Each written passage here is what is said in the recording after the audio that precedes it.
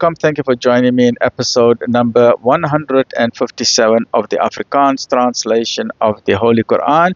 And that is the Heilige Quran by Imam M.A. Baker. A'udhu billahi minash shaitani rajim. Bismillahir Rahmanir Rahim. In die naam van Allah, die barmhartige, die genadige. And that is episode 157, hoofstuk 7, die verhewe plekke, Surah 7, Surah Al-Araf.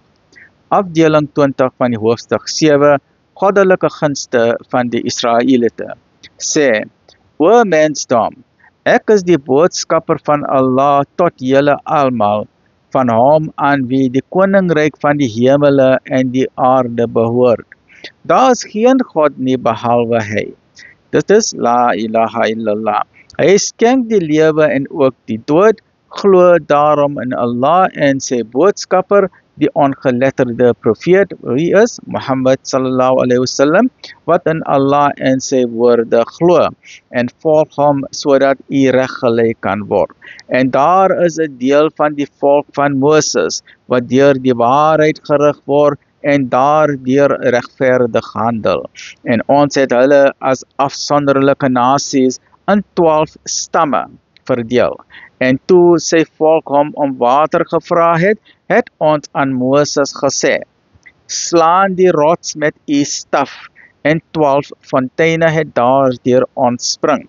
Elke stam het sy drinkplek geken, en ons het die wolke verskaduwee bo hulle laat saampak, en ook vir hulle manne en kwartels gestuur. Eet van die goeie dinge waarmee ons julle voorsien het, en hulle het ons geen skade berokken nie, maar hulle self kwaad aangedoen. En toe dit aan hulle gesê is, woon in hierdie stad, en eet daarvan net waar julle wil, en vra om vergifnis, en gaan die poorte ontmoedig binne.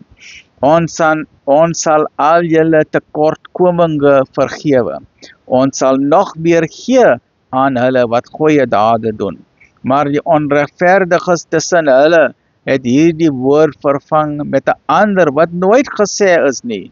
Daarom het ons 'n besiekte uit die hemel op hulle afgestuur, om hulle ongeregtigheid se onthaalwe. Please join me in the next episode, which is episode number 158 of chapter number 7. Alhamdulillah Rabbil Alamin.